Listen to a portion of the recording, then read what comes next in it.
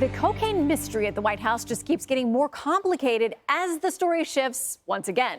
Officials now say the illicit drug was found near the West Executive entrance. That's different than the previously reported West Wing visitor entrance.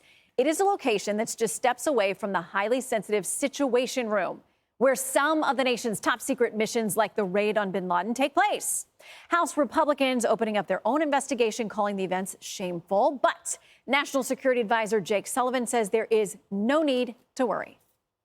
The Situation Room is not in use and has not been in use for months because it is currently under construction. The only people coming in and going out of the sit room in this period have been workers who are getting it ready to go. Things got super tense in the briefing room. The White House asked point blank if the cocaine belonged to the Biden family. That question did not go over well with Press Secretary Karine Jean-Pierre. Can we just say once and for all whether or not the cocaine belonged to the Biden family? We're not avoiding the question. That is not true. We've answered this question, litigated this question for the last 2 days exhaustively. The Biden family was not here. They were not here. They were at Camp David. They were not here Friday. They were not here Saturday. They were not here Sunday. They were not even here Monday. They came back on Tuesday. So to ask that question is actually incredibly irresponsible. The investigation is expected to end next week, but do not expect any arrests because law enforcement believes the cocaine culprit is unlikely to be found since the area is so heavily trafficked, although this is now a less trafficked area. I don't know. Even the media is having a hard time believing that. The changing story has raised a little bit of some eyebrows. The fact that it's close to the Situation Room is certainly notable. Normal people, just average people, just can't get in there. We have been told political by Secret Service folks for days that we may never know who is the person who left this behind, dropped it, it fell out their bag, threw it away, whatever the case may be, which, you know, you talk to folks who used to work in the White House, they find that a little hard to believe. There are a lot of cameras everywhere in this White House. As you say, lots of cameras in that building. Hard to believe they can't track down who it belongs to, but we will see. Charlie, they're losing the press. When you start losing the mainstream media, they're asking questions. This is going to be a headache for them. Yeah, and if Joe Biden loses the press, he loses his only constituency.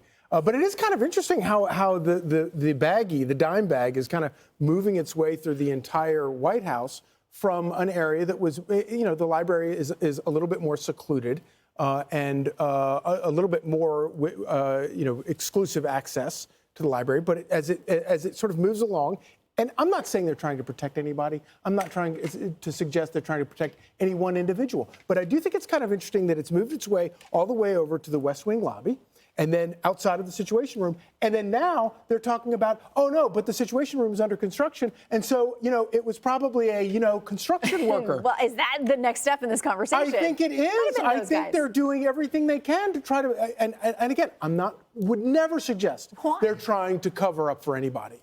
Well, I mean, Judge, how many investigations are there? And this, and this for me as us, you know, lawyer types, but also as a journalist, the more the position and the story changes, the more my antenna go up. Like, why are we not getting the straight story the first time? And now we're being told we may never know. So just prepare yourself for that. Okay. So first, as Charlie was referencing, it's in the library, which is the inner sanctum. You know, and the first family has access to that area. Then it's on a holiday weekend in a well-traveled area. Karine Jean-Pierre comes out and she makes the circle bigger. All these people came in. It was a holiday weekend, and now it's a Situation Room, which is now under construction. So they had construction workers, as if they don't have to go through security, as if they don't do drug testing. If you're in construction, you do drug testing because of the kind of equipment you're using. Okay, so let me just tell you that they are not answering the one significant question that America wants an answer to. Can you tell us for once and for all that this did not belong to the Biden family? Her outrage, you know, betrays her, because her answer is, we've been clear the Biden family was not here. Well, I don't know how true that is, because the Biden family was there on Friday and they found the cocaine on Friday. Now, as a prosecutor, let me on Sunday. They were there on Friday. When they found the cocaine. Yeah, they found it on Sunday. But so now I'll put my prosecutor hat on. A cop comes to me he says to me, we've got a Schedule II controlled substance in the White House, the most secure house should be in the country, and we want to prosecute it. Where's the site of the crime? Well, it's in the library. No, maybe it's in the West Wing in one of those cages there. No, maybe it was in the Situation Room. I'd throw that cop out in a second.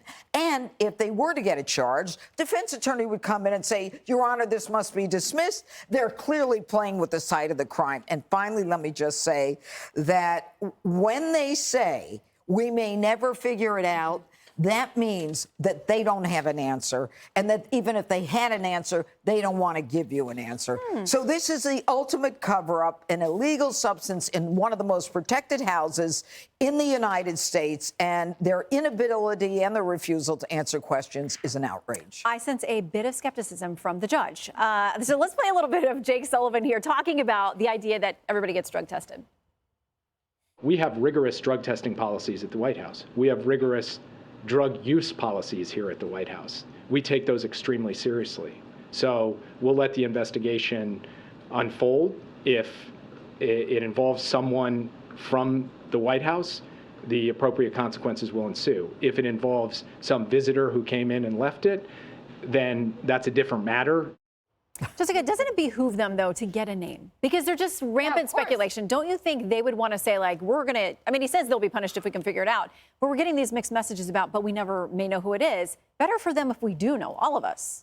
Better for everyone, obviously. And they know, you say it's rampant speculation, which kind of implies there could be multiple names. Everyone just thinks that Hunter was blowing lines in the White House, right? That's what everyone. I think everybody thinks that. A lot of people think that. There's a lot of speculation. A lot. I'd say a good half the table thinks that, right? 70-30. And the dates, I understand Karine Jean-Pierre talking about the dates because it does matter. And Kayleigh McEnany, who obviously knows the White House incredibly well, said Hunter's clear to this. He wasn't there, and they do security sweeps so often that it would have shown up before that if it was Hunter who had brought it in or was even in that specific location. But obviously they need to get a name, and it does just make you think. It should have the most cameras of basically anywhere in the world, right? Or one of the top locations very for tight. There are very tight visitor logs for all of us who have been over there and worked over there. You got to get cleared in. Nobody just walks in off the street. This is a serious business, and this is an even more inner sanctum kind of area. All right, Tyrus, you have some thoughts. Yeah, cocaine's a hell of a drug. I've heard of the magic bullet, but we have the magic bag because this thing is everywhere and nowhere at the same time. It's magical. Listen, they told the story, okay? So let me just break it down for you. Somebody who can go around the White House, likes to have a little candy, and knew a room that was under construction, take somebody in that room to hang out, have some fun, do some stuff because it's construction. Nobody will know. My dad runs the place. We can hang out here all we want to. Okay? That sounds like shake your head, wait till your kids get older. Okay? Hypothetically. Hypothetically. I'm just speculating here. I thought this was a round table. We could just have thoughts and ideas. I don't know it's true, it's not true, but here's the deal. If it wasn't theirs, they'd be like, there's no way this could be this, and there's no way this could be that. When they say things like purview 47 times in the wrong context every time, when they say, well, it was here, and it wasn't there, could have been anyone, I guess we'll never know. That's stuff my kids say to me with chocolate chip cookies all over their face, and a broken jar behind them going, who broke the jar? We might not ever know, Dad. Okay? I'm going to tell you what happened. That's the only thing that she's not saying is, this is what happened, okay? I'm going to tell you what happened. There was a bag, and it blew in through the window. Okay? And it, landed in the library, and then maybe a ghost brought it into this other room. They know exactly who did it, where he did it, and why he did it. And that's why they're like, I don't know, because some genius in there seems to say, no, the American people will never put this together. Every parent, any person who's ever bought a dime bag or anything like that knows exactly who took their stash. They know exactly how it happened. You guys are using the lingo. Yeah, I know the lingo. I've never done it, not judging. My favorite basketball player of all time was Lenny Bias. He was drafted by the Boston Celtics. I remember him well. I remember where I was in the day. Yep. I came home, sat down on my steps and cried because he died of a cocaine, and I never touched it ever because I just thought if it killed him once, it could do it to me. Hey, Sean Hannity here. Hey, click here to subscribe to Fox News YouTube page and catch our hottest interviews and most compelling analysis. You will not get it anywhere else.